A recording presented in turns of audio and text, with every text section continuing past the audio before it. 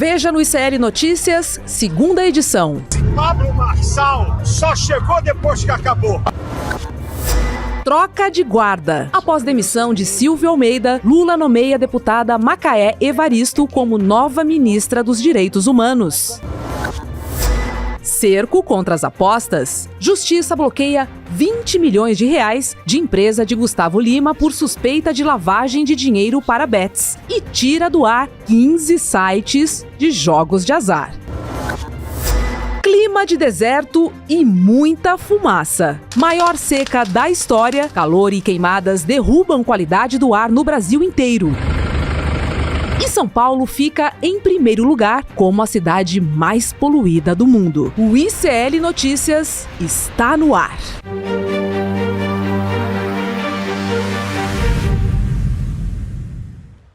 Vozinha diferente essa daí, hein? Pois é, Oliveira mudou. Nosso doutor, Roberta Garcia. Conhece, né, Roberta? Oliveira, espero ter representado, tá? Melhoras a você. Boa noite, sejam bem-vindos e bem-vindas ao ICL Notícias, segunda edição desta segunda-feira, dia 9 de setembro. E hoje a gente vai falar sobre a indicação de Macaé Evaristo para o comando do Ministério dos Direitos Humanos e da Cidadania. Ela vai substituir aí o ex-ministro Silvio Almeida, afastado por denúncias de assédio e importunação sexual. Esse vai ser um dos assuntos também de Heloísa Vilela, que também vai comentar as articulações no Congresso para a anistia dos envolvidos no dia 8 de janeiro. As eleições nos Estados Unidos também são assunto para a Elo, porque amanhã tem debate entre Kamala e Trump. E o debate promete, né?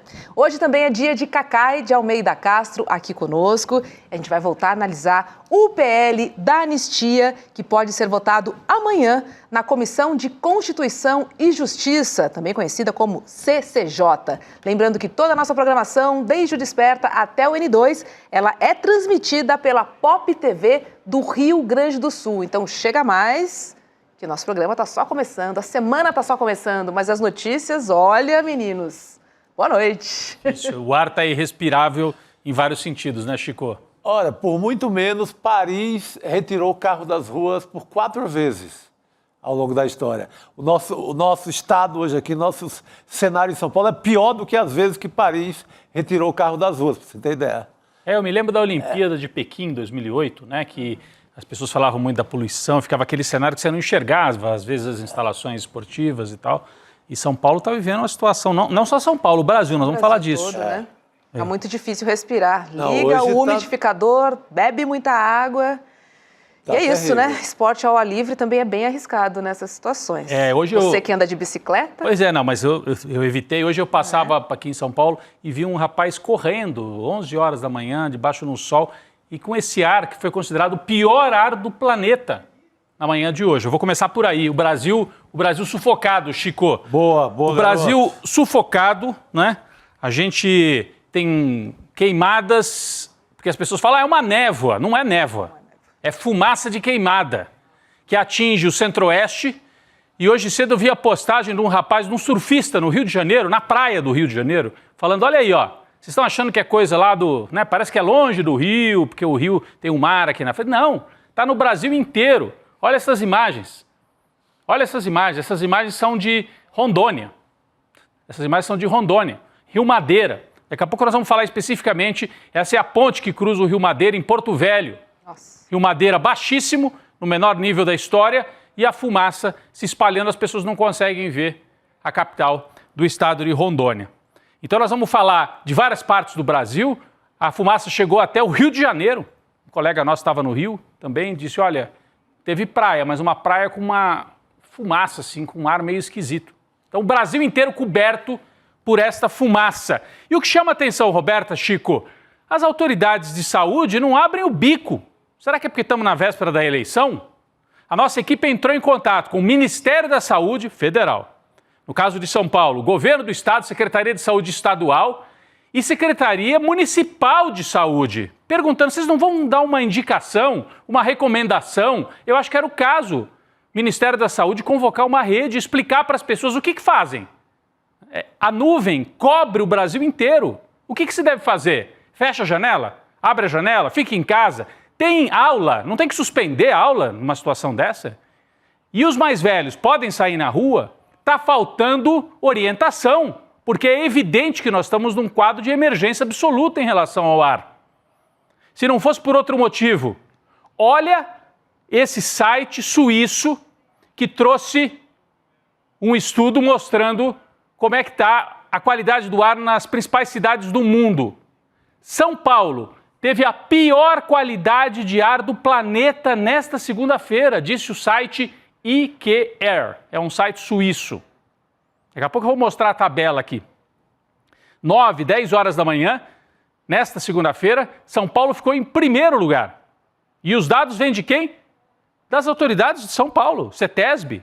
E aí esse site recolhe os dados e faz a medição. Olha aqui, ó. São Paulo e região metropolitana está no índice 160, índice vermelho, emergência absoluta. Logo abaixo, Ho Chi Minh, a capital, a cidade principal do Vietnã, 156, e Lahore, Paquistão, 151. Depois Jerusalém, Israel, Doha, no Catar, Pequim, na China, e vem outras cidades aqui, Santiago do Chile. Santiago é famosa pela poluição, né? É famosa por não dissipar a poluição por conta dos Andes, que não permitem que se dissipe a poluição. Agora, aqui em São Paulo, é fumaça que vem de queimada. Essa prioridade absoluta que o Brasil deu ao agro. Fala, Roberta, por favor. A Prefeitura de São Paulo respondeu a nossa solicitação. Ainda bem. Vou ler a nota aqui, olha, a recomendação do Centro de Gerenciamento de Emergências Climáticas da Prefeitura de São Paulo em situações de baixa umidade do ar, com altas temperaturas, é manter-se bem hidratado, proteger-se do sol, manter ambientes externos e internos úmidos por meio de vaporizadores, toalhas molhadas e recipientes com água, além de evitar exercícios físicos ao ar livre nas horas mais quentes. É isso. A Secretaria Municipal da Saúde alerta que os principais sintomas de hipertermia incluem sede, dor de cabeça, vômito, sonolência, taquicardia, pressão baixa, confusão mental e perda de consciência. Então tá aqui, a nota é um pouco maior, mas recomendou aqui e disse que as recomendações são postadas diariamente no site do CGE. É que eu acho que precisava ter sim uma chamada, uma coletiva, chamar atenção para o fato. Porque tem, é claro, quem vai para a rua e olha para cima percebe que tem alguma coisa errada. Chico, mas as pessoas, a gente acha que porque a gente se informa, a gente trabalha com informação, então a gente fica o dia inteiro procurando. Mas as pessoas saem de casa para trabalhar, não tem tempo às vezes, e elas ficam esperando, né? Elas têm que ser abastecidas com informação. Olha o ar, olha o céu de São Paulo, a gente tinha aqui. Olha isso, gente. É o pior ar do planeta nesta segunda-feira. Olha as imagens, Marginal, né? Esse mapa aqui, selecionado pela nossa equipe, mostra aqui vários pontos vermelhos no entorno da capital, para mostrar que não é só capital, São Paulo. Santo André, São Caetano, Taboão da Serra, Guarulhos, Barueri, Itacoaquecetuba, toda a região metropolitana de São Paulo, com uma exceção aqui que eu não consigo identificar, com o ar de péssima qualidade. Quando você vai se afastando, vem para o litoral, melhora um pouco. A região de Praia Grande, Santos, litoral paulista, melhora um pouco a qualidade do ar. Então, é gravíssima a situação do ar em toda a Grande São Paulo. Como a gente falou, essa nuvem é fruto das queimadas, é alteração climática no mundo, alteração de temperatura nos oceanos, aumenta a temperatura dos oceanos, provoca mais queimada, e é ação humana, como a gente viu vários incêndios criminosos, ou gente que opera, sempre fez isso, viu, Roberto e Chico? Tem essa cultura em algumas partes do Brasil. Você em algumas épocas toca fogo ali para limpar o terreno. Só que não dá mais para fazer isso, você perde o controle e vira um drama para quem está ali perto do incêndio, e isso se propaga pelo ar. Tem queimadas também acontecendo em outros países da América Latina, da América do Sul, Paraguai, Bolívia. Então, isso acaba se espalhando por todo o continente sul-americano. Eu recebi hoje imagens e informações da jornalista Luciana Oliveira, que trabalha em Rondônia, tem um site jornalístico em Rondônia, Porto Velho. Ela disse, nunca nascida e criada em Porto Velho. Vivi uma situação dessa na capital de Rondônia. Aqui são as imagens que ela mandou para mim. Olha só. Olha isso, gente. É Rio Madeira. Não tem indústria. Não tem tanto carro circulando assim que justifique isso. É fumaça de queimada. E ela me dizia, essa ponte sobre o Rio Madeira, a foto foi tirada, a imagem foi tirada, né, de frente para a ponte. Ela falou, do outro lado normalmente se vê a cidade. Só que sumiu por trás da fumaça. Então, uma situação realmente dramática. O Ministério Público Federal em Rondônia, né, cobrou que o governo federal mande mais equipes. A gente tem aqui a determinação do Ministério, deu 72 horas, aqui ó, o Ministério Público Federal em Rondônia deu prazo de 72 horas, deu assim, pediu e a Justiça deu, né, o Ministério Público pediu, melhor dizendo, né, porque o Ministério Público pede, e a Justiça deu prazo de 72 horas para a União se manifestar e para colocar mais equipes para combater os incêndios que atingem pelo menos 2 grandes reservas florestais em Rondônia. Ação civil pública proposta pelo Ministério Público foi acolhida pela Justiça Federal, determinando 72 horas e aqui para aumentar as brigadas de prevenção de incêndio para apoiar o IBAMA. As equipes do IBAMA não são suficientes para trabalhar. Vamos para a próxima página aqui. Então, está pedindo que o governo federal envie equipes, né, a liberação de verba da União para a contratação de 15 brigadas com 30 brigadistas temporários, totalizando 450 brigadistas com equipamentos de proteção e tal, para atuar junto ao IBAMA em Rondônia, para dar um apoio ao IBAMA que não dá conta de conter os incêndios. Bom, diante desse quadro, alguém ainda aposta em discurso negacionista de clima, dizendo, isso é bobagem, de vez em quando o planeta fica mais quente, depois esfria de novo, depois fica quente de novo. Será que alguém ainda aposta que não tem algo muito grave acontecendo, Roberta? Os negacionistas continuam por aí. Não só continuam por aí, como se reuniram em grande número, viu? Uma parte, pelo menos, dos que estavam na Avenida Paulista no último sábado, pratica o discurso do negacionismo. Além de pedir anistia, de pedir impeachment de ministro do Supremo Tribunal Federal, são negacionistas do clima, né? São os extremistas de direita que se reuniram em São Paulo nesse fim de semana. Um número, a gente olha a fotografia, tinha bastante gente, 45, 50 mil pessoas, mas é 1/3 do que eles reuniram no primeiro semestre, Chico. Não conseguiram fazer a mesma mobilização. Muita gente pelo absurdo da pauta, né? Se ainda juntar essa altura da vida, daquele tanto de gente, para falar absurdos como pedir impeachment de ministro do STF e continuar golpista, porque eles continuam defendendo o golpe. Continuam. Então, eles pedem anistia em pleno andamento do golpe. Eu não entendo esse pedido. Tem anistia na rua, pedido de anistia na rua, e daqui a pouco nós vamos falar, né? A Roberta já deu uma palhinha aqui na abertura. Tem uma lei, um projeto de lei andando no Congresso para dar anistia para os golpistas de 8 de janeiro. Mas foram assim, mais aqueles bolsonaristas raiz, aqueles mais radicalizados mesmo. Dava para ver que era, em geral, um público um pouco mais velho, né, Roberta, pelas imagens? Sim. Um público, assim, de meia idade, classe média de São Paulo, né? Mas tinha também alguns jovens, assim. E não estamos tapando o sol com a peneira, dizendo que foi um fracasso total. Não foi. Foi lá, tinha lá uns 3 quarteirões na Avenida Paulista, mas 1/3 do que foi no primeiro semestre. Esse aqui que apareceu agora, o Malafaia, voltou a fazer o discurso mais radicalizado. O governador de São Paulo, o Tarcísio, foi o único que botou a cara ali em cima do caminhão, dos governadores. Da outra vez foram mais governadores, prefeitos. Dessa vez, o Tarcísio. E teve uma certa confusão, porque o bolsonarismo está dividido em São Paulo entre Marçal e Ricardo Nunes. O Ricardo Nunes ficou lá meio quietinho, meio escondidinho ali. O pessoal brincou, tinha que fazer o procurando o Wally para achar o Ricardo Nunes no meio ali da manifestação. Já o Pablo Marçal chegou no final, fez aquele jeito dele, entrou correndo, queria subir no caminhão, aí o Malafaia não deixou. O Malafaia deu até essa entrevista, explicando por que ele não deixou o Marçal. Olha, depois publicaram um vídeo dizendo, não pode subir não, porque ele é traidor, ele é arregão, ele não quer comprar briga com o Xandão, né? Porque o Pablo Marçal disse que não tem nada contra o STF. Deu a impressão de uma divisão, mas olha, pode ser malandragem também, Chico. Tem uma grande chance deles estarem operando. Só tinha malandro. Só tinha malandro então, ali. A chance de malandragem é de 100%. A chance de malandragem que eu digo, Roberto, é porque eles passam a impressão, é uma briga entre eles.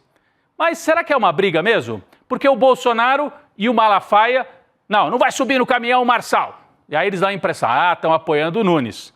Por baixo do pano, os mais radicalizados, aqueles mais jovens bolsonaristas, o Gayer, o Nicolas e outros, não, o nosso candidato é o Marçal.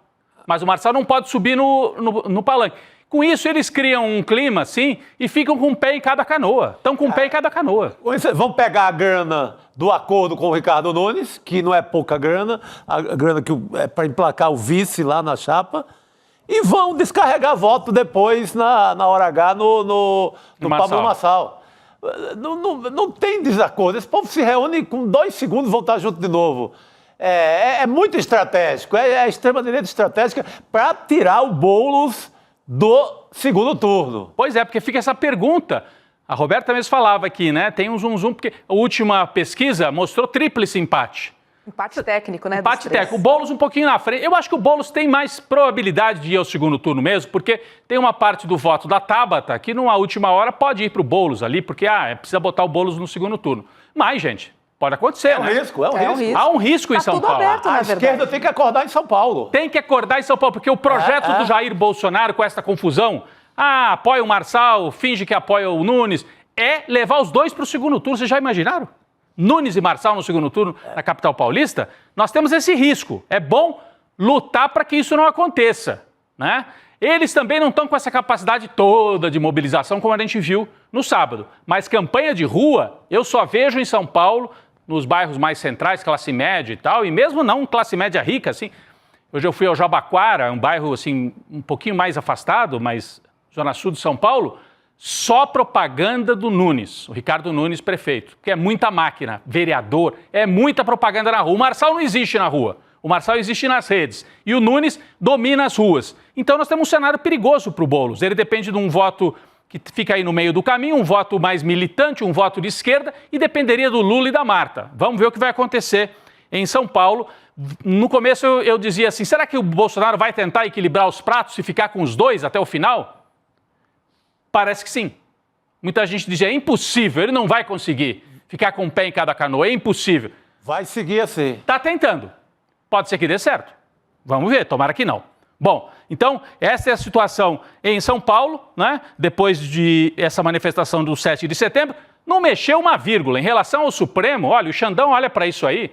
E ri, né? E ri, porque, não acha, Roberto? Porque quando estava no poder, o Bolsonaro foi lá naquele 7 de setembro, disse, agora eu não respeito mais Alexandre de Moraes. No dia seguinte não aconteceu nada e o Bolsonaro teve que pedir arrego para o Michel Temer. Então, fizeram barulho, ajudaram a mobilizar a turma deles, mas para o julgamento no Supremo não mexeu uma vírgula, nada, zero, né? Então, esse é o fato. Depois nós vamos falar com o Cacai hoje, daqui a pouquinho, também ajudando a gente a analisar isso, essa questão também de anistia, se pode prosperar ou se não pode. Mas falando em extrema-direita, a gente tem eleição municipal no Brasil e tem eleição nos Estados Unidos. Amanhã, debate, talvez o único debate entre Kamala Harris e Donald Trump.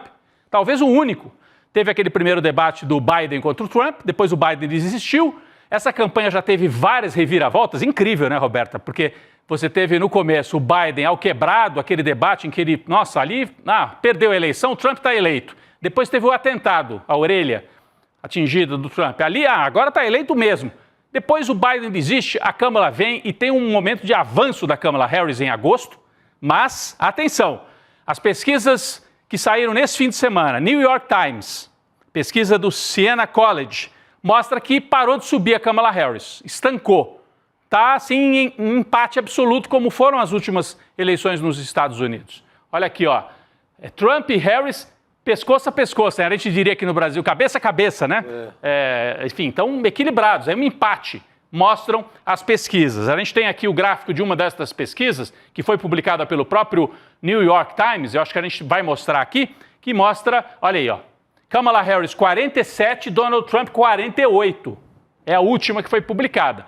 No agregador, porque lá eles fazem isso também, uma média de todas as pesquisas e o agregador de pesquisa. Essa é a última, você vê, o Trump está numericamente 1 ponto, isso é empate. No agregador é empate também, 1 ponto acima para um lado, 1 ponto acima para o outro, não dá para saber quem ganha. E nos estados decisivos, os chamados swing states, são 7 estados, a Kamala Harris tem uma levíssima vantagem de 2 pontos em 3 estados. E em outros 4, empate. O Trump não leva vantagem absoluta em nenhum dos estados mais decisivos. Teoricamente, a Kamala Harris está um pouquinho melhor, se esses números se mantiverem. Agora, o debate de amanhã é fundamental. Uma campanha que já teve tanta reviravolta, e ainda mais porque a mesma pesquisa, segundo o New York Times, aponta que 28% dos eleitores nos Estados Unidos consideram que conhecem pouco a Kamala Harris, querem conhecer mais para saber se vão ou não votar nela. Só 9% dizem isso do Trump. Claro, ele já foi presidente, é conhecido. Mas 28%, é bastante ainda, quase 1/3, diz que conhece pouco a Kamala Harris. Esse debate é a chance dela ser mais bem conhecida. não pode cometer nenhum grande deslize. Então, é fundamental. Esse debate pode ser decisivo. Acontece amanhã, terça-feira à noite, e na quarta a gente vai certamente trazer repercussão desse debate nos Estados Unidos. Roberta. Já comprei pipoca para esse Maravilha. debate que promete, né? Grande noite. Promete, vai ser uma noite daquelas. Ficar dividido entre a Série B e o debate americano. O Chico tem essa penitência a cumprir com o Santos Tem a Futebol Série Clube, B, né? Eu tô próximo disso, não sei, vamos ver. Olha, gente, vamos chamar a Heloísa Vilela para comentar a indicação de Macaé Evaristo para o Ministério dos Direitos Humanos e da Cidadania. Oi, Elo, boa noite para você. E o martelo, foi partido, hein? Olha só, teremos uma mulher negra no comando da pasta. Teremos, e era uma preocupação do presidente Lula exatamente essa escolha, somando todo esse simbolismo. Boa noite para vocês também, rapazes. Boa noite, Elô. Boa noite só para a Roberta. Mas é claro, né, vindo da situação que veio, da crise que se instaurou no governo, com o afastamento do ministro Silvio Almeida, o presidente Lula queria muito uma mulher negra para ocupar esse cargo. E escolheu uma mulher que tem, assim, quase que uma unanimidade em torno dela. O PT estava muito interessado na indicação da Macaé Evaristo.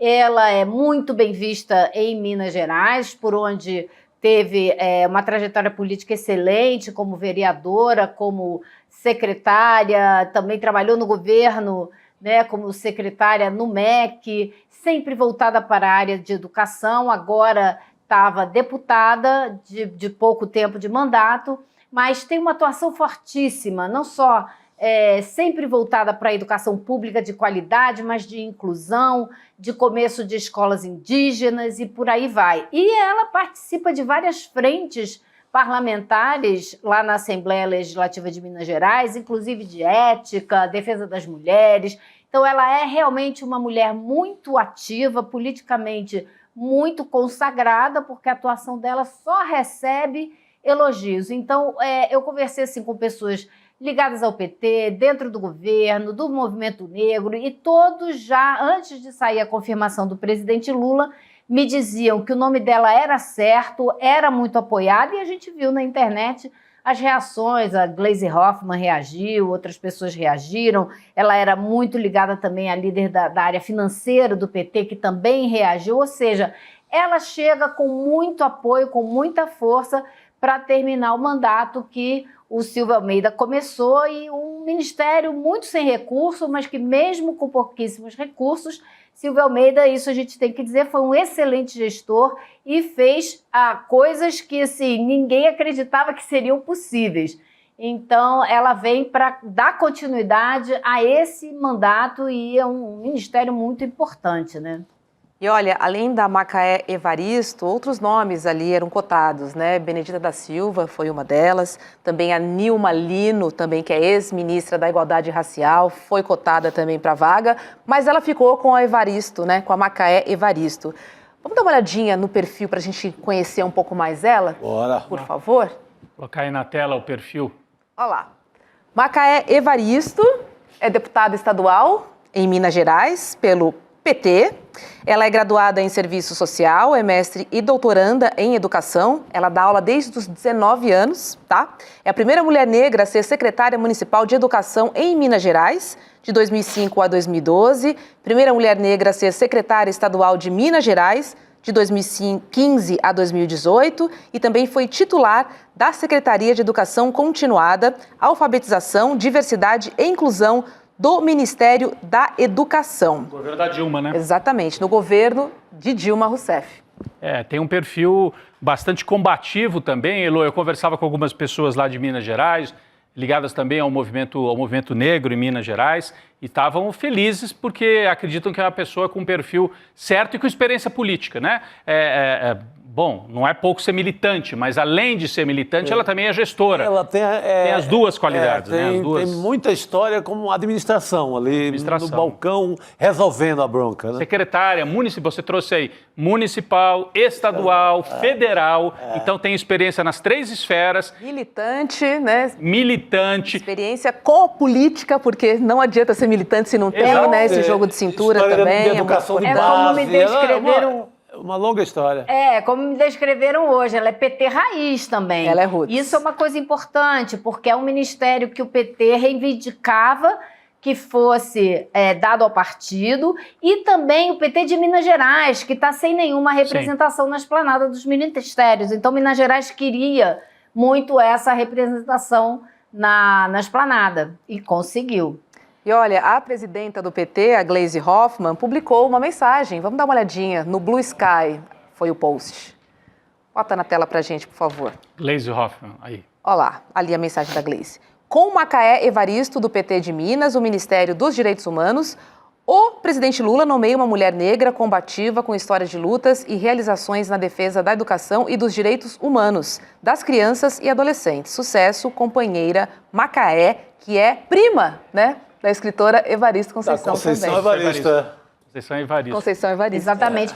E olha, o nome da Macaé, a Gleisi estava muito empenhada no nome dela, mas assim, quem trouxe e defendeu muito o nome dela foi a Gleide Andrade, que é muito próxima da Gleisi e é secretária de Finanças do PT. E mesmo antes do presidente Lula anunciar, através das mídias sociais e através da Secretaria de Comunicação, que tinha fechado a decisão e que estava com ela no Alvorada e tirou foto com ela, a Gleide Andrade já tinha publicado um post nas mídias sociais dela dizendo que estava muito feliz com a provável indicação da Macaé Evaristo. Furou o então presidente, já tinha Elô. entregado o jogo. Furou o presidente, isso foi caramba.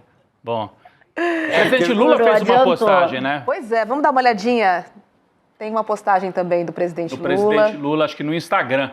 Pra gente Abraçado dar uma olhada. com a Macaé Evaristo, que agora é a nova secretária Ele ministra. colocou né? no Blue Sky, no Instagram, Olha aí, ele ó. colocou em todas as mídias. A gente está vendo a fotinho aí do presidente Lula. Eu não consigo ler, que está Eu muito leio para pequeno. você, Roberta. Hoje convidei a deputada estadual Macaé Evaristo para assumir o Ministério dos Direitos Humanos e Cidadania.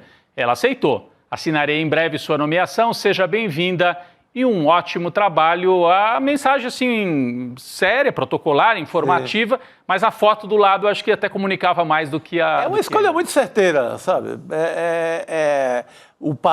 Assim, muito bem aceita no PT, nos arredores, ali na esquerda inteira, porque ela tem história, tem muita história e tem administração pública no currículo. Ela não vai chegar lá e vai ficar assustada de manhã com o começo dos trabalhos, não. Ela sabe, cobranças, né? sabe como fazer. Eu queria dizer, ela tem experiência nas 3 esferas do Executivo, Municipal, Estadual e Federal, e no Legislativo. Então, para negociar também com o parlamentar, sabe fazer isso, que é deputada lá na Assembleia Legislativa de Minas Gerais, sabe fazer e sabe lidar com os movimentos, com a militância, né? Assim, tem uma história, ela mesma já é uma história, né, Roberta? Agora, também existem as investigações, né, no próprio Ministério dos Direitos Humanos e da Cidadania, né, em andamento, pelo menos 10, né, por denúncias de assédio sexual e moral, né, então ter uma mulher ali também liderando essa pasta tem o seu impacto, né, a sua implicação, principalmente pensando agora nessas investigações que estão em curso no próprio Ministério, e são várias. É importantíssimo o que você falou. E a gente vê assim, é um ministério com pouca verba, etc., mas é um ministério muito difícil do ponto de vista das intrigas, das disputas, sabe? Comissão dos Mortos e Desaparecidos, por exemplo. É uma área, é um pequeno ministério assim, do ponto de vista de verba, mas com muitos atritos políticos, ideológicos, até porque é uma área que só interessa à esquerda do Brasil, né? Porque é uma área que é tradicionalmente ligada à esquerda, e a esquerda gosta de discutir. A esquerda não fica na hipocrisia do mundo da extrema-direita. Então, é um ministério de discussões muito acaloradas permanentemente. Agora, a Heloísa, né, passou um tempo fora do Brasil, como a gente acompanhou aqui, foi à China, voltou, acompanhou de perto esta crise. Elô, o rescaldo da crise e da demissão de Silvio Almeida, não sei se você conseguiu hoje captar mais alguma coisa nos bastidores, o que ainda pode vir pela frente, que é importante a gente falar do nome novo, mas temos que falar, e vai ter muita investigação, e isso tem que ser investigado mesmo. Heloísa, não sei se você tem algo novo para nos adiantar sobre isso. Não, assim, eu acho que o assunto ainda provoca debates acalorados. Eu acompanhei pelo menos 2 hoje em diferentes grupos que envolvem vários jornalistas aqui de Brasília e ainda provoca muita discussão, muita eu acho que existem ainda muitos pontos que provocam muitas dúvidas. A rapidez com que agora o ex-ministro já foi praticamente julgado e condenado no palco da sociedade, né? E antes dele ter um processo na justiça, e aí muita gente discute se isso aconteceria com um ministro branco. Enfim, são muitas as discussões e eu acho que esse assunto ainda vai provocar muito debate na sociedade brasileira, como deve, porque essa questão não pode ser simplesmente varrida para debaixo do tapete. Acho que a gente tem que ir até o fundo dessa discussão. Mas a crise maior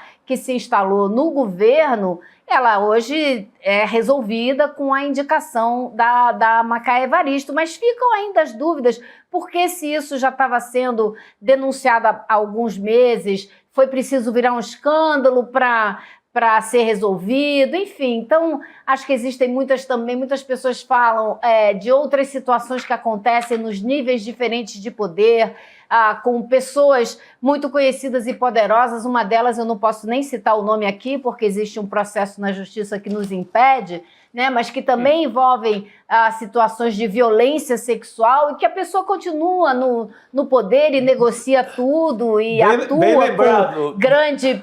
Né? Então, eu acho que assim, existem sempre vários pesos e várias medidas numa sociedade machista, racista, classista como a nossa, né? Então, eu tenho muitas dúvidas a respeito dessa condenação imediata do ex-ministro, e eu acho que eu, como jornalista e como pessoa de esquerda que discuto esses assuntos e quero desconstruir o racismo e o machismo no país, eu prefiro não partir para a condenação imediata dele no espaço da sociedade. Eu acho que ele tem que ser julgado pelas vias normais de justiça e tem que ter o direito a se defender, né? Então, eu só faço essa ponderação. Mas está havendo um debate intenso ainda em Brasília em torno dessa saída do ministro. Sim, Elo, enquanto você falava, o nosso chat aqui explodia perguntando por esse caso, que é de uma autoridade, presidente da Câmara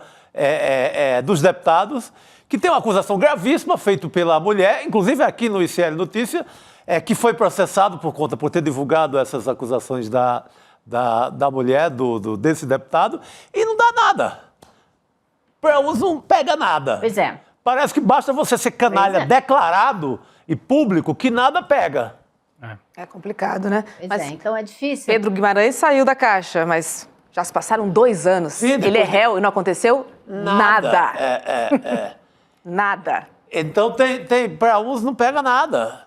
O caso desse deputado todo-poderoso de Brasília é impressionante, é público, está lá, todo mundo ouviu as denúncias aqui no ICL, e essas denúncias, inclusive, elas estão...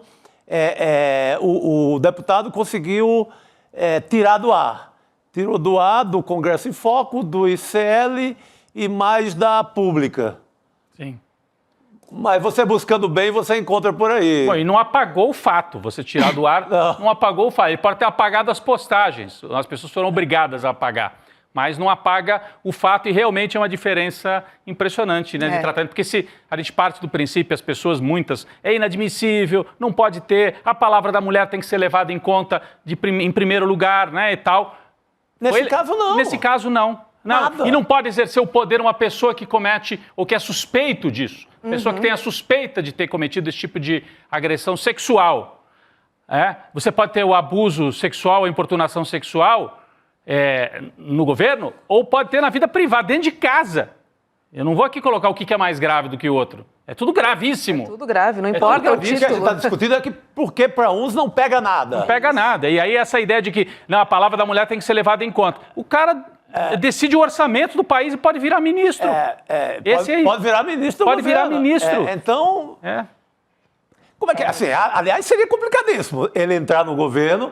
Aí, agora talvez como é que ele complicado. entraria no governo com essas acusações, se tem gente saindo do governo com essas acusações? Talvez com esse tema e esse assunto tenha ficado um pouco mais complicado. Eu acho que é impossível esse cara entrar pro governo. Pois é, mas é... Senão, Tá no pacote, né? Na negociação da eleição da presidência da Câmara, tá no pacote o Arthur Lira reservar para ele um naco de poder um ministério. Não sei se é no lugar do Juscelino, vai ter que sair o Juscelino, sai o pupilo e entra o chefe de uma vez, ou se ele quer mais um, porque daí deixa o pupilo ali e ele pega mais um para ele. Então, isso está na mesa.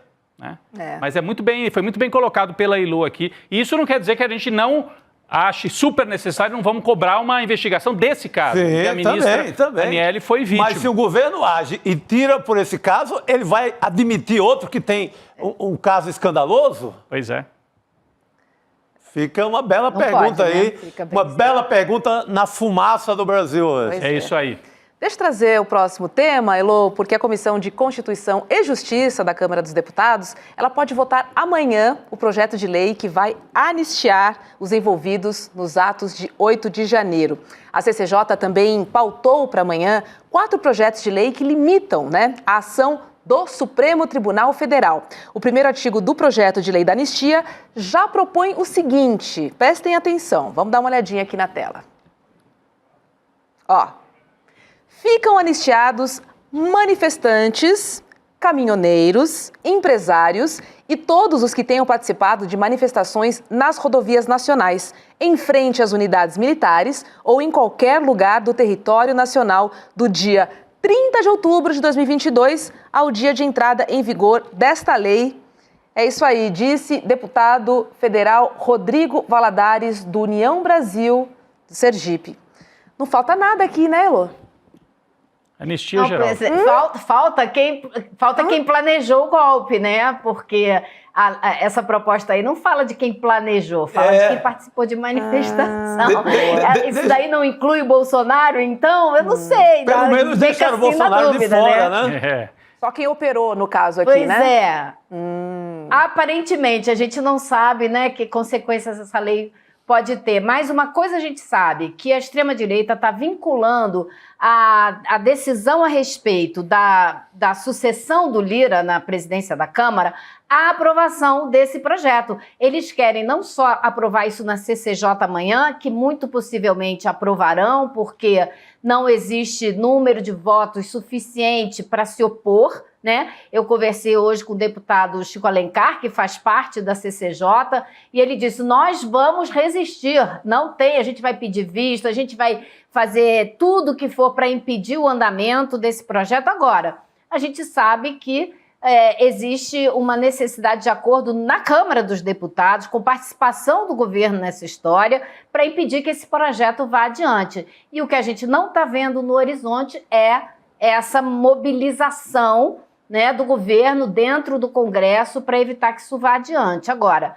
a extrema-direita já disse, a gente só vai fechar caso em torno de um nome para a sucessão do Lira, de alguém que concorde com essa lei, que aprove essa lei, senão não tem questão. E a situação da sucessão do Lira está um imbróglio gigantesco. O Lira, de certa forma, perdeu as rédeas da sucessão dele, que ele achou que ele estava conduzindo muito bem. Aparentemente não está. Existem agora 2 grupos brigando dentro da Câmara dos Deputados para ver quem é que vai conseguir emplacar um nome para suceder o Lira. Então, isso não está mais exatamente na mão do Lira. E vai depender de para que lado o grupo do PT com o PCdoB e o PV vai acabar se direcionando. O PT está segurando as cartas bem próximo, né, naquele jogo de pôquer, assim, com as cartas bem pertinho do rosto, porque quer jogar essa decisão para depois da eleição municipal o mais possível, não quer decidir nada agora.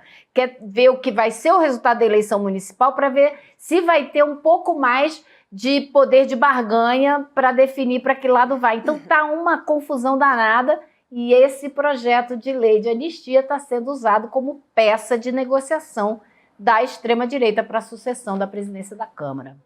Fala, Roberto. Não só, tanto que o deputado, o Rodrigo Valadares, disse o seguinte à Globo News, só para passar a linha aqui do que a Elô disse. Ele disse o seguinte, olha, o projeto está mais do que condicionado à eleição da presidência da casa. Confesso que não vejo possibilidade da direita apoiar um candidato que não tenha comprometimento público em anistiar os presos de 8 de janeiro, gente. Mas a minha que pergunta, moeda de troca é essa? A minha pergunta, Elô, porque assim, a gente sabe que o Congresso é conservador, mas a extrema-direita mesmo, bolsonarista, que apoia os golpistas de 8 de janeiro, Você tem lá o PL e tem outros deputados espalhados por outros partidos. Mas eles devem ter o quê? 120, 130 deputados? Com a conta da esquerda. A esquerda tem 130 e eles têm 130. A turma do meio do caminho quer dar anistia para esse pessoal, Elo? O que você sabe aí sobre o Congresso? Porque a gente sabe que tem 130 votos mais à esquerda que são contra e tem 130 que são de cara a favor. O centrão, meio do caminho, né? Como é que está se desenhando isso? Cadê os democratas, Elô? O meio do caminho que é o poder, Rodrigo Viana. Então, o meio do caminho que é o poder, né? Então, se achar que dá para compor com o pessoal do PT, né, compor com o pessoal, com a base aliada, para eleger um nome para a sucessão do Lira, vai abrir mão dessa anistia. Se achar que o único jeito é ir com a extrema-direita, vai apostar esse pessoal não tem convicção, claro, né? Ele tem pressa, né, e sede de poder. Então, eu acho que essa vai ser a diferença. E já existe toda uma articulação que parece apontar a possibilidade de sair um candidato vitorioso sem o apoio da extrema-direita, sem o pessoal do PL. Então, se isso existir, aí a gente começa a olhar para o Congresso e ver a possibilidade de barrar uma lei como essa. Então você tem assim, os caciques dos partidos, o cacique do PP, o cacique do Republicano estão juntos fazendo uma negociação, os caciques do União Brasil estão juntos com o PSD e acham que conseguem trazer o MDB, se fecharem um candidato ali que atraia a simpatia do MDB para se opor ao pessoal do PP, né, e do PL. Então, assim, é uma guerra danada e vai depender da força desse grupo aí conseguir apresentar um candidato que aí sim atrai o MDB, atrai o PT e vença, né? E o Lira, vamos ver o que o Lira vai fazer, porque parece que ele já não está dando as cartas como gostaria. É isso. A ver. Não, política é um negócio sensível, rápido, né? Entrou... O Lira, qualquer um de nós aqui há 4 meses atrás, não, vai fazer o sucessor, já fez aquela festa para o Elmar lá na Bahia, eles separaram lá, fizeram uma festa numa ilha, depois foram para o Carnaval de Salvador, tava tudo certo. O Elmar foi lançado, o Almar, né, já? Almar. Foi lançado ao Almar, exatamente. Então ele traiu o Elmar. O Elmar foi traído pela segunda vez, né? Ele já tinha sido traído na outra eleição. E agora foi traído novamente e por isso mesmo está se juntando a um grupo de oposição a esse pessoal do PP, do PL e tal. Então, assim, o que eu acho interessante na política é a rapidez com que as coisas mudam. Porque até ontem, né, a gente achava que o Lira estava dando muito as cartas e aparentemente não está dando tanto as cartas assim. O que me leva a ter um pingo de esperança de que o governo, depois das eleições municipais, não se veja na obrigação de dar um ministério para ele. Espero que isso seja possível. Vamos ver. Vamos para os Estados Unidos? Porque amanhã tem o primeiro e possível único debate presidencial entre Kamala Harris e também Donald Trump. A CNN apurou, olha só, que a equipe de Kamala prepara a candidata para uma série de provocações que ela deve, né, receber e também insultos no meio do debate, né, que vai ser realizado pela ABC News. O debate vai durar 1h30 e começa às 9 da noite, no horário local, e meia-noite no horário de Brasília. Sessão coruja para nós aqui, difícil. Praticamente uma sessão coruja, gente. Difícil de acompanhar. Esperar os melhores momentos na quarta-feira de manhã. No CL, melhores momentos no N1. CL1 e CL2. Elô, você vai ficar de madrugada para assistir o debate? O que você... A sua expectativa também para o debate, que pode ser o único, né, entre os dois? Bom, primeiro, a má notícia. Eu fui convocada para acompanhar o debate para poder contar para vocês o que aconteceu. Agora, a gente estava falando de como as coisas mudam rapidamente na política, né? Isso não é privilégio do Brasil. Então, nos Estados Unidos agora, existe uma discussão que é a seguinte: Será que o Trump tem idade suficiente para aguentar outro mandato? Será que ele está conseguindo, né, tem capacidade mental? Ele participou semana passada de um evento em Nova York, onde ele não conseguiu completar as frases, foi responder uma pergunta, foi parar num outro assunto. Então, a história mudou. Agora é ele que tem sido analisado sob a ótica de ter passado da idade, porque ele tem 78, 79 anos, ele tem quase 20 anos mais do que a Kamala Harris, que tem 59. Ele tem 19 anos mais do que a Kamala Harris, né? Então, a história mudou totalmente de posição. Agora, ele é o cara que, de repente, pode ter problemas aí com a idade, não está conseguindo muito bem conectar as ideias, aí ele sai falando aquelas frases, enfim. Então, o pessoal da Kamala Harris primeiro, deve explorar isso. Segundo, o debate, infelizmente, eles brigaram muito para que o microfone ficasse aberto o tempo todo, mas o pessoal do Trump disse que não. Por quê? Porque se fica aberto o tempo todo, ele não se aguenta, ele começa a falar, interromper, e era isso mesmo que eles queriam, né? O pessoal da Kamala Harris, mas não vai ser assim. Vai ser microfone fechado, só abre na hora do candidato falar o que ele tem para falar. Então, isso já tirou um pouco da graça para o pessoal do Partido Democrata. Porém, ainda assim, a gente sabe que o Trump tem um histórico que foi comprovado várias vezes de não se aguentar diante de mulheres, especialmente mulheres negras. Ele tem esse problema sério, né, de diminuir a pessoa que está do outro lado, especialmente se for uma mulher negra. Então, o que a gente pode esperar é que ele tente diminuir a Kamala Harris, e ela, muito bem preparada, vai responder à altura. Ela vai tentar, por exemplo, desfazer as mentiras, porque ele fala mentira uma atrás da outra. A gente sabe esse roteiro como é que é, a gente conhece muito bem no Brasil, né? E ela vai ter um papel, uma caneta na mão. Ela não vai ter, ninguém vai ter dados e informação para usar no debate, mas um papel em branco, uma caneta vai ter. E ela muito provavelmente vai anotar as mentiras dele para na fala dela poder desmentir, né? E ela é uma oradora, ela é uma debatedora de mão cheia, advogada, promotora pública, então cheia de energia, muito preparada. Então ele dificilmente vai se criar como se criou para cima do Joe Biden. A gente mostrou aqui no começo do programa, Chico, Roberta, Elô, a última pesquisa que saiu no New York Times, do Siena College, mostrando de novo o Trump numericamente um pontinho na frente, né? Mas 48, 47, pesquisa desse fim de semana.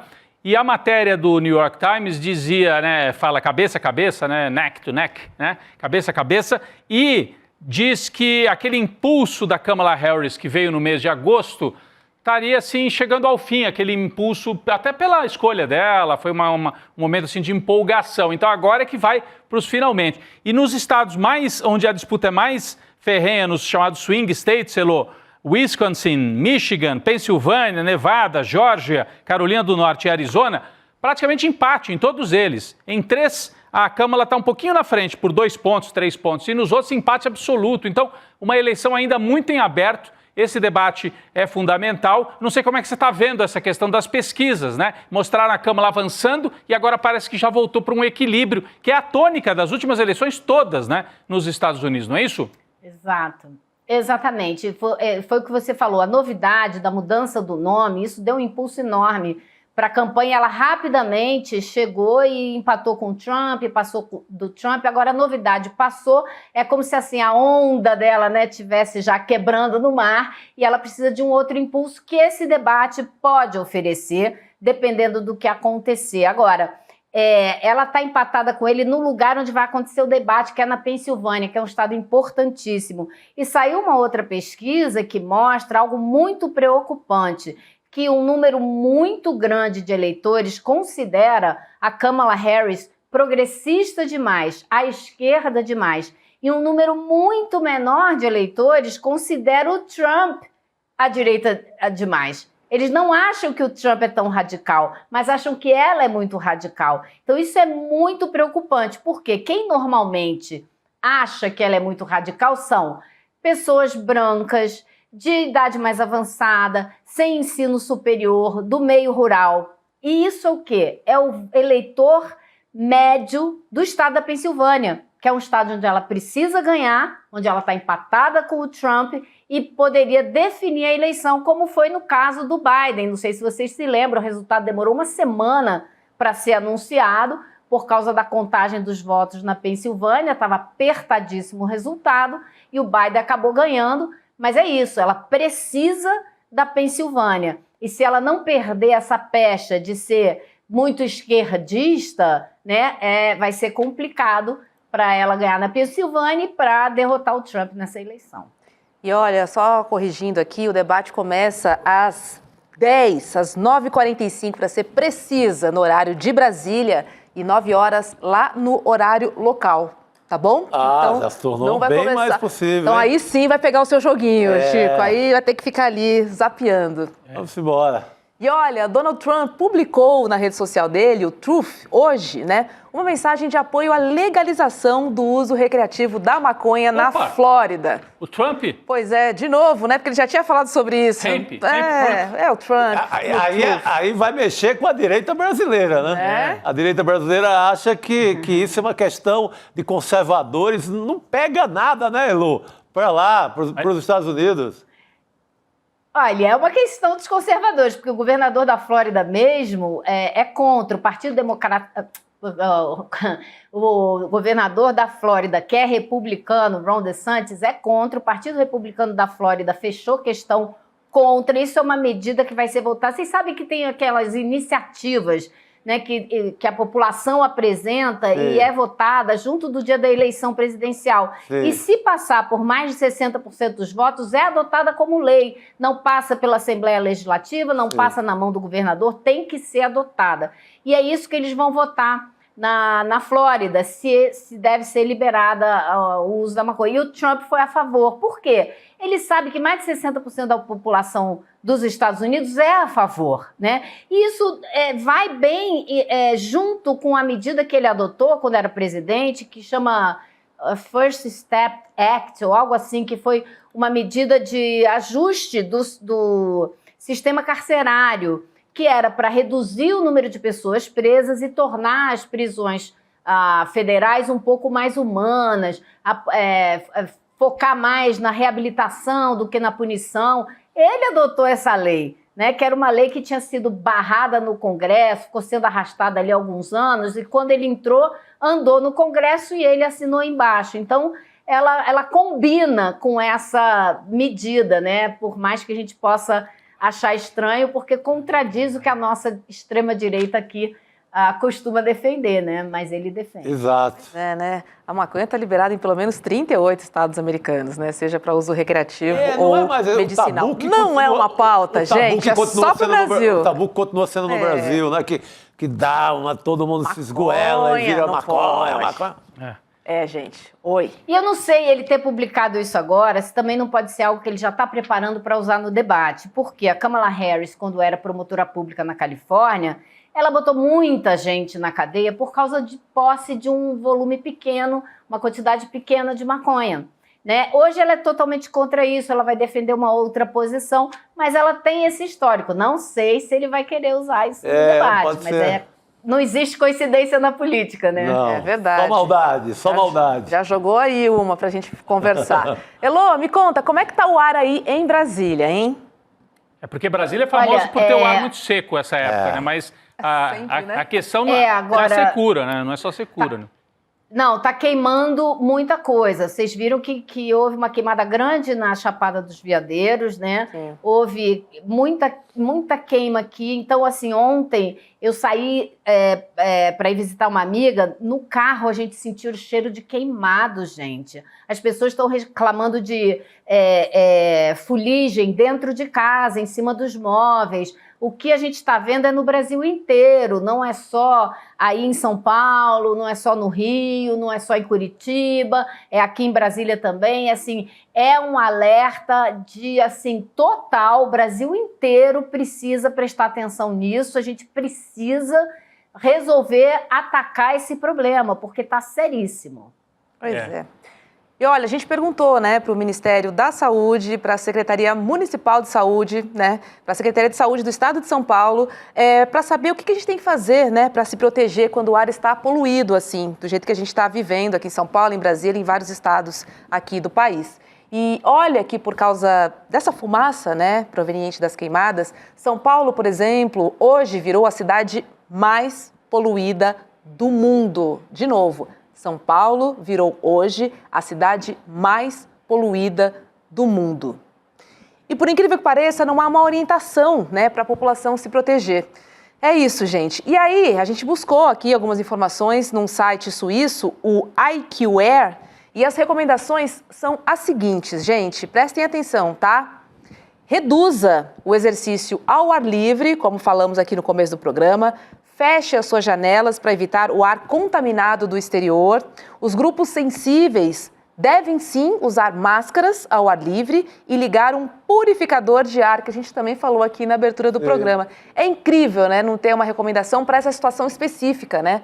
Porque uma coisa é a poluição, outra coisa são as queimadas, enfim, são situações diversas. Deveria ter, assim, em metrô, em grandes terminais de ônibus, devia ter equipes para valer distribuição de máscaras, água, devia ter coisas mais arrojadas. As pessoas precisam entender que é uma emergência que a gente está vivendo. A situação não pega no Brasil, né? Ninguém alerta para isso. As pessoas estão assim... Essa história do negacionismo deixou raízes, né? Durante o governo Bolsonaro, vacina não serve, ciência não serve. Aí vem os cientistas e falam, já estamos na emergência climática. E é exagero. Gente, eu participava de um grupo de pessoas, engenheiros, comerciantes, gente do Poder Judiciário, ex-colegas de escola.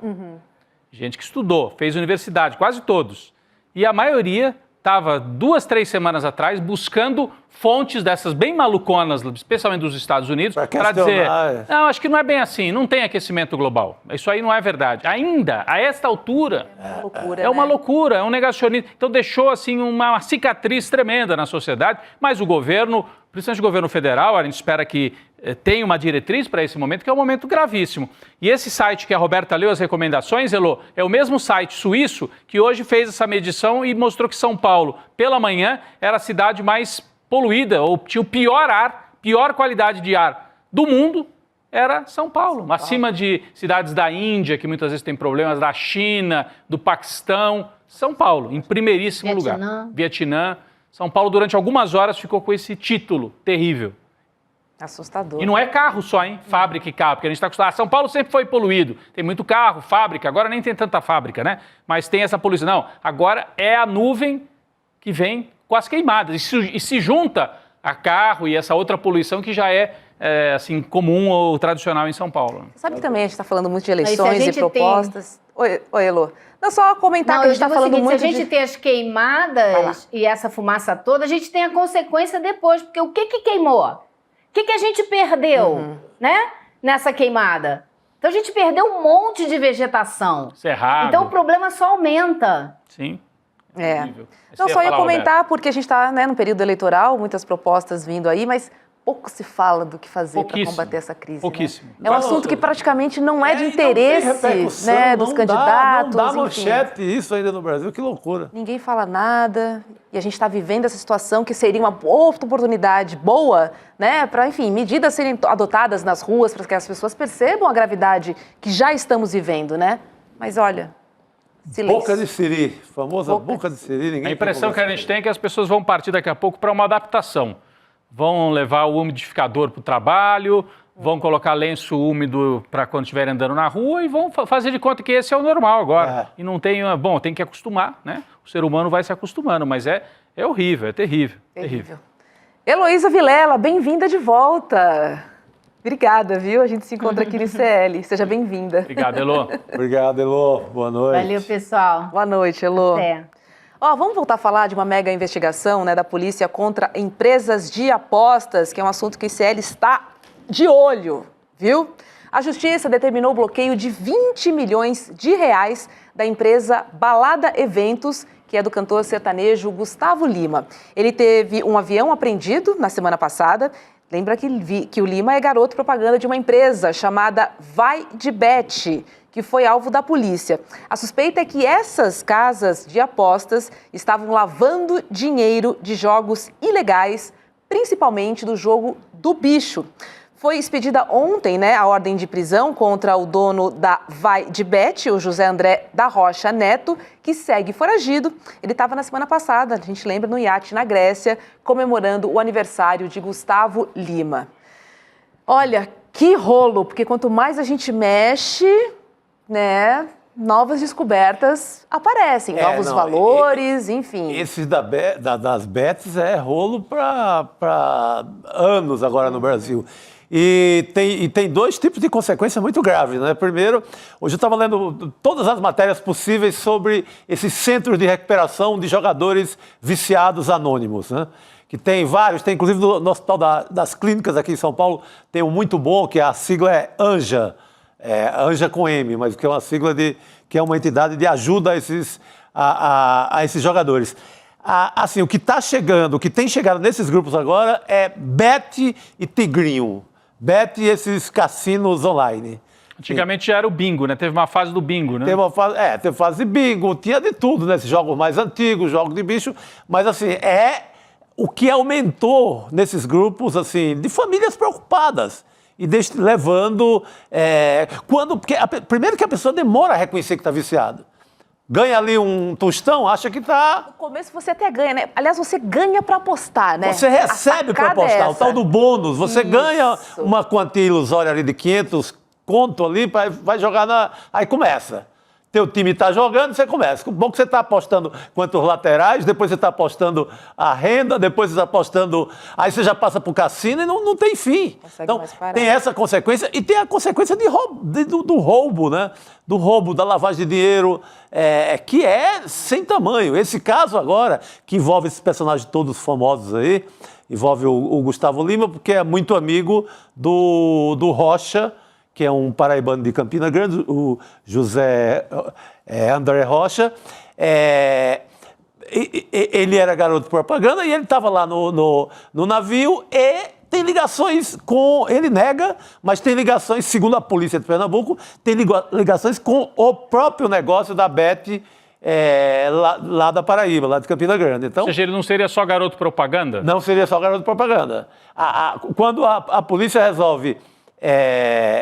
segurar os bens, é porque suspeita que haja, em algum momento, uma sociedade. Não fica somente na questão da propaganda, que é o mesmo caso da Deolane. Suspeita que, além dela ajudar a influenciar a jogatina, ela também tem um momento que ela é sócia. Aí, no caso, já não é mais com a Vai de Bet, aí já estamos falando da Esportes da Sorte. São duas. As duas reunidas são duas das maiores empresas de bet do Brasil. Não só de bet, todas têm cassino. Né? São investidores assim, pesados na publicidade, propaganda, mesas redondas. Nos Jogos Olímpicos, agora anunciaram na Globo. Então são anunciantes pesadíssimos. Para você ter ideia, o Daniel Castro, que é um colunista excelente de televisão, ele fez uma conta, na Globo, as bets já são responsáveis por 600 milhões em anúncios e ações publicitárias durante o ano, incluindo Big Brother, Campeonato Brasileirão, tudo. Eles já falam de uma bet dependência da Globo. A Globo já teria uma dependência em relação às bets e vai se associar para ser ela própria sócia de uma delas, não é isso?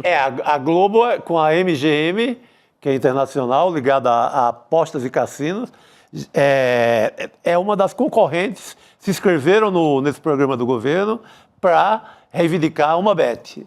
Então bet para... Inclusive os clubes, né? São todos patrocinados por bets, em sua maioria. Então, qualquer astro que vem hoje jogar no Brasil. É uma dependência em toda a cadeia, né? Tudo é bet. O Corinthians está contratando um jogador da seleção holandesa, de Depay, né? O Memphis Depay, por uma fortuna, claro, né? O sujeito jogou 2 Copas do Mundo. E quem é que vai bancar? O Corinthians não tem dinheiro para pagar nada. É uma dessas empresas, né? Que vai bancar a contratação, né? E o dono está preso, mas está bancando a contratação, né? O Darwin, né? Que é o dono da Esportes da Sorte, está preso, mas vai bancar a contratação de um jogador da seleção. E eles acabam suplantando tudo. Primeiro, porque nenhum meio de comunicação fala isso para valer, como a gente fala aqui no ICL. Ninguém. Ninguém, porque se está recebendo, se eu recebo 600 milhões... Eu não vou falar nada, né? Eu vou dar um pitaquinho aqui e acolá, mas não vou falar para valer. Se eu faço uma mesa redonda e meu anunciante eu não vou falar que aqueles jogos prejudicam crianças e adolescentes. Então, ninguém fala. Todo mundo é conivente. Todo mundo de meio de comunicação está no momento conivente com esse assunto. Ninguém vai falar a verdade. O Davi mesmo em Pernambuco quase não fala o nome dele. Pegaram não que seja uma coitadinha, a Deolane, ela mesma fala que recebe 1,5 milhão por mês só de anúncio, etc. Não é uma coitadinha, mas ela caiu perfeito nessa história, porque falam só dela. Esquecem o Darwin pai e o Darwin filho. Tem 2 Darwin? Teve a evolução da espécie. Evoluiu. E eles evoluíram também, o que é magnífico para contar a história. Eles evoluíram. Eles eram do jogo, a família era do jogo do bicho, evoluiu para o cassino virtual. Então, é uma evolução. Não sei se o Darwin aplaudiria essa evolução, mas é uma evolução. Evolução impressionante. Evolução para pegar besta, viciar, tirar dinheiro de orçamento familiar, né, para a jogatina. A Deolane voltou para casa, né? Voltou, né? Tem uma notícia aqui, tornozeleira eletrônica, mas a mãe dela continua lá. Deixa eu ler a defesa do Gustavo Lima, porque ele soltou uma nota dizendo que o avião que foi apreendido tinha sido vendido já, tá? E que seu cliente e sua empresa não fazem parte de nenhum esquema de organização criminosa de exploração de jogos ilegais e lavagem de dinheiro. É o próprio Gustavo Lima que escreve aqui nas redes, ó. Se a justiça existir nesse país, ela será feita. Abuso de poder e fake news eu não vou permitir. Sou honesto. Tá bom, Gustavo Lima. No Globo. Disse o Gustavo Lima, que recebeu no seu iate, só para a gente não deixar de falar, o governador de Goiás, Ronaldo Caiado, e o ministro do Supremo Tribunal Federal, Cássio Conká Nunes Marques, que disse que passou lá porque estava em Roma e era do ladinho. Roma e Grécia, ele deu um pulinho, foi nadando e participou da festança no iate do Gustavo Lima. Festança com investigado. É isso. Salada, hein? Ele disse que é inocente, mas vamos ver. A polícia está apurando para valer. Não fez esse sequestro de bens à toa, porque haviam sinais fortes do envolvimento dele. Vamos ver. Ele já responde também, tem que considerar que o rapaz que se diz inocente responde também a dezenas de casos de shows com prefeituras, né? Shows com prefeituras que podem ser irregulares, porque são shows, assim, cidades com 10, 20 mil habitantes, sem dinheiro no caixa, com shows de 1 milhão. E ele só não responde pelo crime estético que ele cometeu com aquela casa dele, né? Eu brinco que é o templo greco-goiano. Tem templo greco-romano e tem templo greco-goiano, que o Gustavo Lima, esse crime, ele vai passar sem ser julgado. Essa é boa, hein, Rodrigo? Né? Essa é muito Roberta, agora, a justiça, só para não passar batido, concedeu habeas corpus para você Deolane, falou rapidinho da Deolane. Exatamente. Ela tinha sido presa no início da operação e vai ficar agora em prisão domiciliar com tornozeleira. Olha a cena quando ela saiu. O pessoal foi lá receber a doutora Deolane. Temos a cena para rodar aqui para nossa audiência? Vamos ver. Deolane Bezerra, sendo aplaudida. Ela fazia propaganda, né, para outra empresa investigada, que é a Esportes da Sorte. Olha lá, foi carregado em triunfo. Saindo aí do presídio do Bom Pastor, que é um presídio feminino no Engenho do Meio, ali na zona oeste do Recife. O que quer dizer isso, hein, ela ser levantada assim em triunfo? Qual significa? Não, ela tem uma legião de fãs, ela tem milhões e milhões de seguidores. É esse povo que foi lá. Agora, ela não saiu por ser inocente também. Ela saiu porque ela tem um filho de 7 anos e, pela lei, quem tem filho até 12 anos, filho que depende da mãe, tem esse benefício. E vai ficar de tornozeleira e prisão domiciliar. Mas não é. A mãe dela segue presa porque não tem filho menor. Então, não é porque o habeas corpus não foi dado porque o juiz viu que era injusto. Viu, né? Era porque ela tem um filho e aí ela tem um filho, a lei prevê isso. A lei prevê isso. Agora, olha isso, olha a cena, Roberto, coisa bizarra. Exatamente. Eu leio como uma comemoração essa saída dela. O que demonstra, mais uma vez, como a população não tem ideia do que está acontecendo. Não sabe. Não sabe o que está acontecendo. Porque, olha, estão comemorando e ela vai... Não tenho culpa, não fiz nada, o que é? Jogos legais? Tigrinho, pode ser, jogue aí, acabe o orçamento da família. Ganhou, leva dinheiro, não ganhou, perde. Jogo. Olha, Roberta, já há assim, dados que mostram, já há um estrago dessa jogatina, inclusive nos programas sociais, Bolsa Família, porque está atingindo o orçamento das famílias mais pobres do Brasil inteiro. Então, é uma doença. É uma epidemia de jogos que o Brasil está passando, muito sério. E aí a gente tem aqui, né, Roberta, na quinta-feira, estava aí na tela, eu ia chamar com as informações que estavam na tela, olha aí, você pode assistir Betts, o Jogo Sujo que Ninguém Comenta, né? Um programa produzido, né? Um especial produzido aqui pela equipe do ICL, quinta-feira, dia 19 de setembro, às 8 horas. Então não é nessa quinta, tá, gente? É na quinta da outra semana, dia 19 de setembro, às 8 horas da noite, o Jogo Sujo que Ninguém Comenta, produção aqui do ICL. Pois é. E ó, só para fechar esse assunto, né?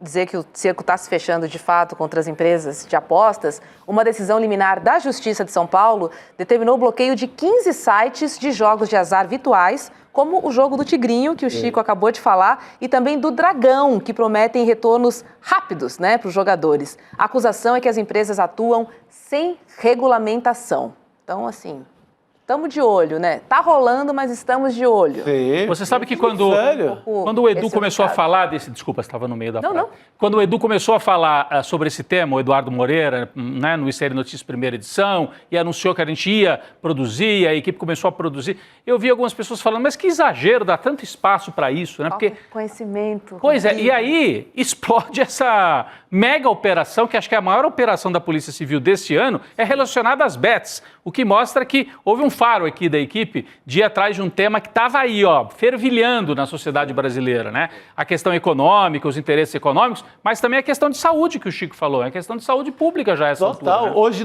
no UOL tem um caso muito pesado que é de uma família pedindo pelo amor de Deus, pedindo à justiça para que bloqueiem os membros da família da jogatina, não conseguirem jogar. Vê que loucura o vício leva. É impressionante. Não, depois do cigarro e do álcool, é o vício do jogo. Ludopatia é o nome disso. Muito pesado. Ludopatia. Pois Aprendi é. agora com a Roberta esse aí. Vamos chamar o Cacai agora para conversar com a gente sobre o pedido do impeachment de Alexandre de Moraes. Oi, Cacai. Boa noite para você. Seja bem-vindo. Boa noite. Olá, Roberto. Olá, Chico, Rodrigo. Alegria estar aqui com vocês de novo.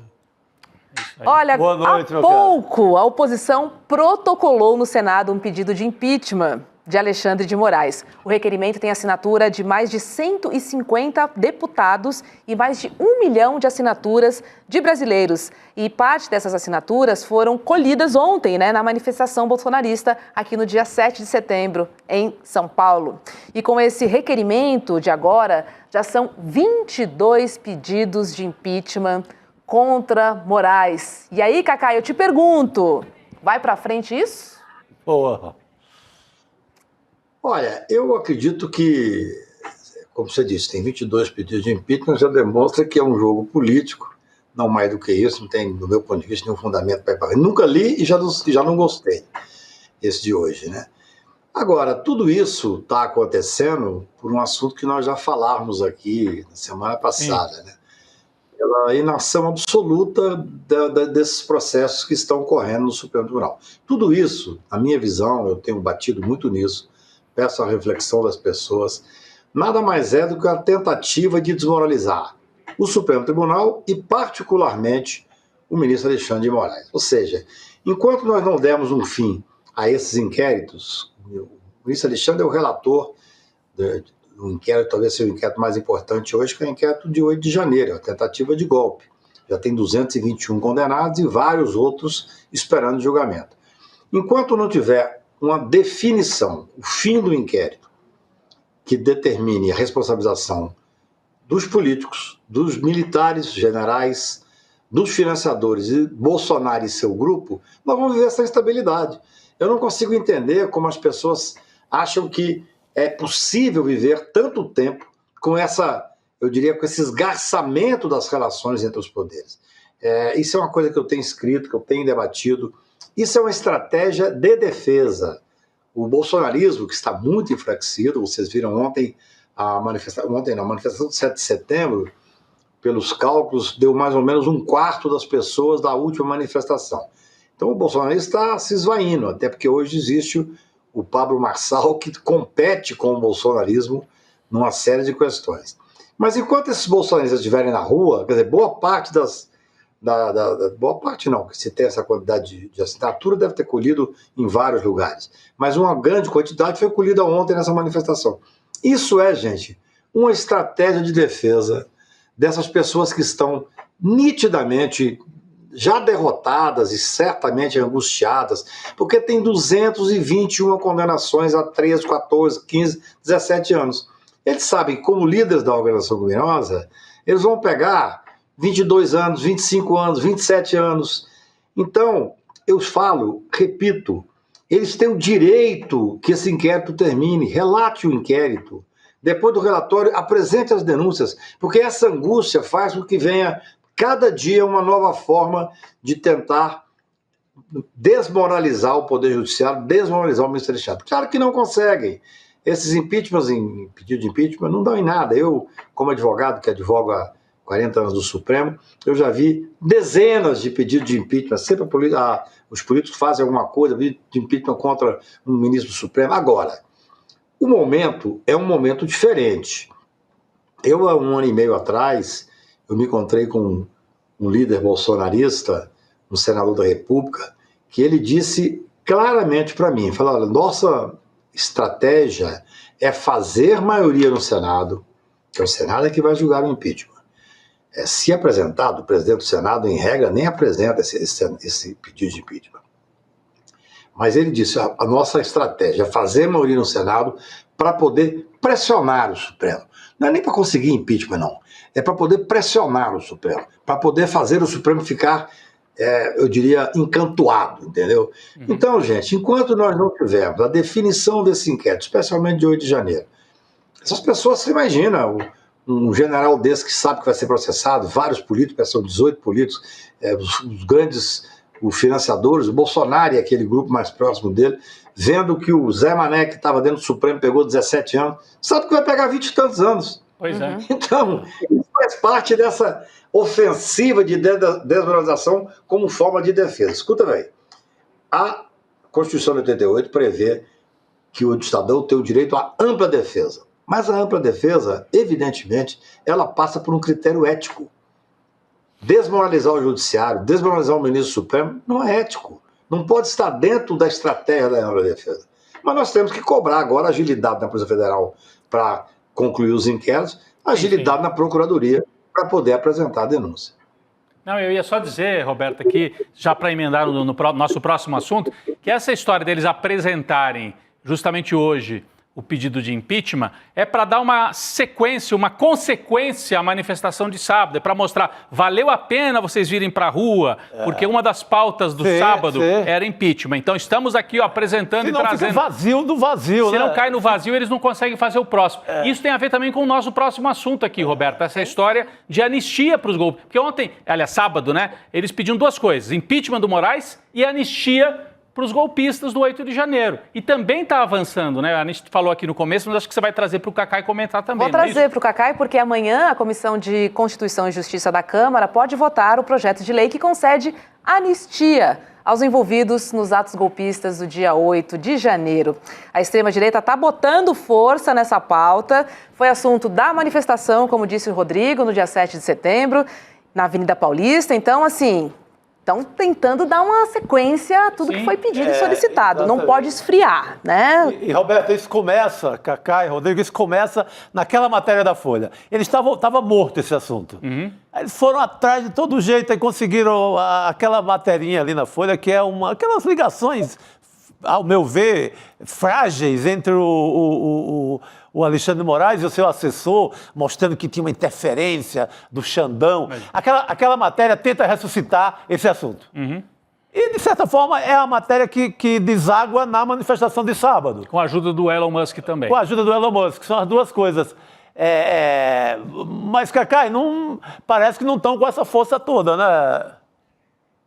Veja bem, na verdade, todas essas pontas que vocês falaram, elas formam um quebra-cabeça de quem está desesperado e que está tentando, repito, desmoralizar o Supremo, especialmente o ministro Alexandre de Moraes. Então você tem uma matéria que parecia ser um escândalo e que em 2 dias caiu por terra, porque tinha mais espuma que rochedo, não tinha nenhuma importância a matéria, era tudo a ilhação, depois fizeram a comparação com a Lava Jato era uma comparação completamente ridícula, assim. Eles são frágeis, são muito frágeis. Até mesmo, é ruim dizer isso, mas até mesmo a imprensa que comprou aquela matéria é de uma fragilidade que dá pena até. Tanto é que morreu, a matéria que parecia ser o grande escândalo, morreu sozinha. Depois, eu concordo com vocês, isso é uma estratégia. Você fala da anistia, é claro que a anistia existe uma previsão. Então eles têm o direito de propor uma anistia. Só que, repito, só se propõe uma anistia dessa porque estamos ainda num momento de instabilidade institucional. Se tivéssemos terminado esse inquérito, se tivéssemos julgado essas pessoas que estariam já cumprindo pena condenadas, ninguém estava falando anistia, ao contrário, eles estão falando anistia antes de haver condenação de várias pessoas. Claro, tem 221 pessoas condenadas. Mas eles estão propondo uma anistia que pega aqueles que nem condenados foram ainda. É tudo jogo político. Na democracia, esse jogo político existe. Não estou aqui dizendo que não deveriam fazer. Claro, veja bem, os bolsonaristas perderam a eleição, gastaram 360 bilhões com o cara na presidência da República e conseguiu perder. É a coisa mais rara do mundo. É o que eu comentei com vocês aqui. O Lula disse aqui em casa, no dia da diplomação, que nós fizemos uma recepção para ele aqui, ele disse, olha, eu só fui candidato porque eu era o único capaz de fazer uma frente tal para ganhar do Bolsonaro. É quase impossível você ganhar de um presidente da República que não tem escrúpulo, que gastou 370 bilhões do dinheiro público para tentar se reeleger e conseguiu perder.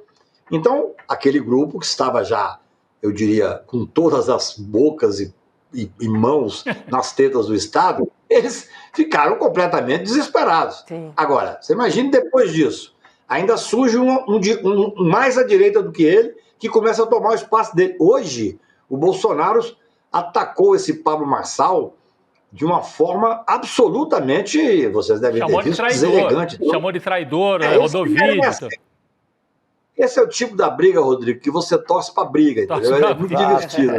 Eu acho que... Cacai, a gente tem um vídeo lá na Paulista que acho que a gente queria passar aqui antes de você concluir o seu comentário. Tem um vídeo, para quem não viu, vamos rever aí nos atos, né, que, enfim, no protesto contra, né, que condenava e pedia anistia para quem, enfim, praticou atos golpistas no dia 8 de janeiro, pediram também impeachment de Alexandre de Moraes. Olha, a lista foi longa, vamos dar uma olhadinha aí. Mas devemos botar freio através dos dispositivos constitucionais naqueles que saem, que rompem o limite das 4 linhas da nossa Constituição. E eu espero que o Senado Federal bote um freio em Alexandre de Moraes, esse ditador que faz mais mal ao Brasil que o próprio Luiz Inácio Lula da Silva. Chamou de ditador, Cacai. Foi lá no palanque e chamou de ditador o Alexandre. O cara quer anistia desse jeito, pois né? Anistia. Anistia pressupõe uma negociação, um entendimento. Na verdade, é exatamente isso. Como nós estamos vivendo ainda essa instabilidade, com essas pessoas todas que deviam estar processadas, deviam estar respondendo por processo, ou condenadas, ou fazendo a sua defesa nos processos que esses inquéritos que estão abertos, as pessoas estão desesperadas. Você vê que há um desespero, eles atacam em várias frentes. Tem a frente da anistia, que para mim, claro, vai fazer barulho e tal, não tem nenhuma chance. Acho que não tem nenhuma chance de passar um projeto desse. Agora, se nós continuarmos, repito, se nós continuarmos sem fazer o enfrentamento institucional, claro que nós estamos dando margem para que tudo isso cresça, Roberta. Veja só, como é que nós podemos imaginar o processo... Existem 221 pessoas no mesmo processo que estão condenadas. Claro, eles foram presos em flagrante, depois prisão preventiva, e por isso o processo tem que ser mais rápido. Porém, nada justifica esse inquérito não terminar. Eu estou repetindo isso aqui, fica parecendo enfadonho, mas é porque isso é que leva a essa série de instabilidade. Você pede anistia, você faz um comício, ainda que bastante... Tinha muita gente, tinha 45 mil pessoas, ainda que muito menor do que a última manifestação, mas tinha. Você tem uma briga entre eles agora a direita e a ultradireita, ou a ultradireita e a ultríssima direita, não sei como é que chama e tal. Agora,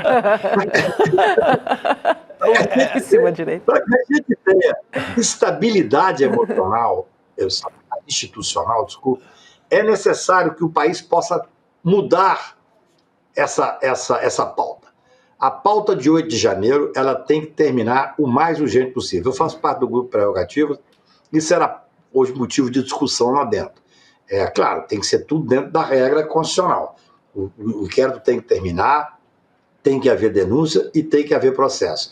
Porque se nós deixarmos agora essa história de que não, o melhor é denunciar após as eleições municipais, não existe isso. Não existe nenhuma regra que preveja isso. É o que eu comentei com vocês na vez passada. Se for esperar isso, no ano que vem tem eleição presidencial, então não sai nunca. E aí o Brasil fica eternamente preso a proposta de anistia que não tem nenhum fundamento, ainda há agressões. Veja bem, o Bolsonaro, ele hoje está sob medida cautelar. Ele, por exemplo, o Valdemar não podia estar naquele local lá, porque eles não podem se encontrar. E tem outras medidas cautelares que eles têm, não tem passaporte e tal e tal. No entanto, o clima de instabilidade, por um lado, é tal, e o clima de desespero é tal, que ele vai e ofende em público o relator do processo. Sim.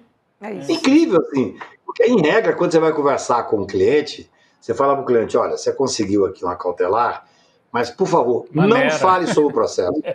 Não fale sobre, muito menos sobre o juiz, falar sobre o juiz nunca. Quer dizer, nem sobre o processo. Você viu essa senhora que saiu agora da cadeia porque tem filho, e essa jurisprudência eu acho muito favorável, uma jurisprudência que o Supremo fez e tal, que eu acho muito interessante. A mãe não tem com quem deixar a criança menor de 12 anos. Nesse caso, ela não podia deixar com a avó, porque a avó está presa. Então, ela não é casada. Então, assim, ela, no entanto, saiu xingando a justiça, ofendendo a justiça. Quer dizer, é isso. Esses são os exemplos que passam quando o ex-presidente da República vá a público e começa a fazer ofensa pessoal ao próprio relator. Isso só terá uma saída quando esses inquéritos forem relatados, os processos forem apresentados. A condenação, do meu ponto de vista, é correta, porque se você já tem... Hoje as pessoas me perguntaram, ainda hoje, mas o Supremo Tribunal vai discutir a questão da competência? Claro que não. Por unanimidade, em 281 casos, já diz que o Supremo é competente. Então, isso aí agora, quer reclamar, reclama para o bispo, como dizem em Passos de Minas. Porque não tem... Precisam fechar essas investigações, né, Cacai? Não dá mais. Quanto mais tempo, mais espaço a gente abre para esse tipo de coisa que está acontecendo aí. Obrigado. Tá certo, Cacai. Obrigada e uma ótima noite a você. Até para que a gente possa conversar sobre outros temas melhores, mais leves. Gostamos. Não falta assunto, porque o Cacai, olha o que tem de livro atrás dele ali, rapaz, tudo empilhadinho ali. Né? É isso. Valeu. Abraço grande, gente. Tchau, obrigada. Boa noite a você. A mesa do Cacai é uma loucura, né, ali atrás. Não é? Que caos, muito bom. Muito bom. Vamos nessa, vou dar um recadinho aqui, porque o ICL tem uma super novidade, que é a nova série documental Bets, Apostas Online. Espera aí. Antes da novidade, a gente tem outra novidade. Tem outra novidade. Não é isso, Chico? Vamos lá. A gente vai pedir para o público, para todas e todos que nos acompanham, para entrar em icl.com.br/Roberta e votar na segunda edição do prêmio Mais Admirados Jornalistas Negros e Negras, Chico. É a segunda edição do prêmio. A Roberta já foi quarta colocada no ano passado? Quarta colocada no ano passado. Certo. Esse ano é para ganhar, hein, Roberta? É isso aí. Obrigada. Então, nós que somos admiradores, colegas, amigos da Roberta, eu viro cabo eleitoral aqui explícito. Por favor, votem na Roberta. E aí tem o caminho, Roberta, que tá fácil para quem está nos acompanhando. Entrar no nosso site, icl.com.br/Roberta, você entra ali e vota e ajuda a Roberta. Verdade. Obrigada, meus cabos eleitorais. Que chique que eu tô. É só entrar, é verdade. É icl.com.br/Roberta. Aí coloca o seu nome, o seu e-mail, e aí tem ali jornalistas. Aí tem uma lista, são 50 pessoas ali, 50 jornalistas, 50 feras, e muitos de quem eu sou fã, inclusive. Faz o R, ali, faz o R e faz o G. E depois tem lá, Roberta Garcia, ICL. Então, se você puder votar, se gostar do meu trabalho, por favor, vamos seguir. Tá feito o levar convite. o ICL Boa. e a mídia independente ali para esse prêmio. Ele é muito importante e representa bastante para a nossa comunidade. Então, vai ser bem interessante também. Agora sim, vamos para a segunda novidade, né? Que é a série documental Bets, Apostas Online. O lançamento acontece no dia 19 de setembro, que é uma quinta-feira, às 8 horas da noite, em um evento online e gratuito que só tem aqui no ICL, né? A produção traz à tona tudo o que tentam esconder sobre como essas plataformas operam, levando famílias à ruína financeira e também emocional. E também expõe esquemas de corrupção, né? Manipulação de resultados e a ligação das apostas com o jogo de bicho e com o crime organizado. O ICL foi atrás dos jogadores e influenciadores, também patrocinados por empresas de bets, também empresários do ramo, presidentes de clubes, mas ninguém topou, ninguém aceitou dar entrevistas. A série é apresentada por mim e tem a participação de Eduardo Moreira, Juca Kfouri, Mili Lacombe e também Ronaldo Couto. Tá imperdível. Eu já assisti, olha, garanto. Roda um trechinho aí pra gente ver. As bets continuarão a invasão de maneira como estão fazendo, sem que ninguém bote um olhar crítico sobre o que está acontecendo. Eu entrei em depressão por conta do jogo. Quando eu já perdi, uns 300 mil reais eu perdi. Você vai ganhar hoje, você ganha amanhã, no terceiro dia a banca já te matou. 80% dos pacientes que chegam para tratamento falam o seguinte: olha, eu considerei até me matar como uma última saída honrosa.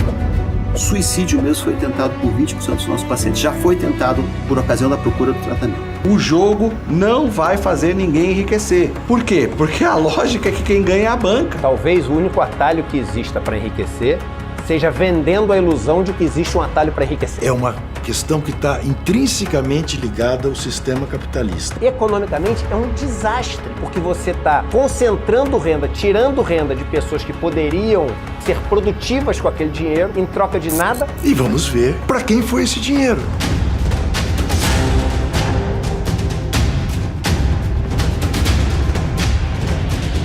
Na busca por essa fantasia do enriquecimento, ou mesmo na simples distração de fazer uma fezinha, há uma armadilha perigosa: o vício.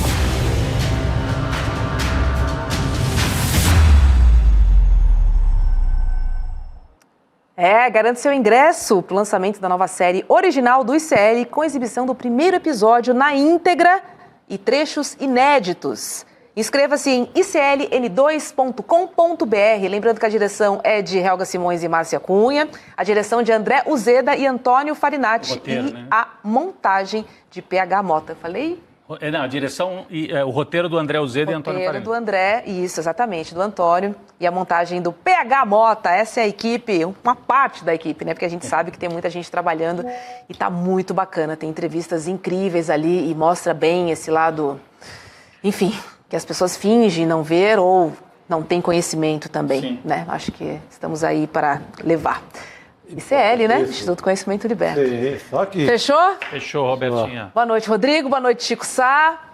Um beijo a toda a nossa comunidade. Vem aí ICL, não, vem aí Espiritualidade em Ação. É isso. Com Frei Davi e o convidada de hoje é a Sara Zara. Até mais. Boa noite. Amanhã. É muito grave essa questão das bets. É tomar dinheiro de quem não tem, de quem se vicia, de quem acaba faltando com a família, para dar dinheiro a quem já tem muito. E lava bastante dinheiro nesse esquema das bets. O ICL resolveu entrar nessa questão, mostrar com profundidade do que se trata e te convida para assistir a um evento online que acontecerá no dia 19 de setembro. Venha com a gente, fique estarrecido com o que este doc vai mostrar.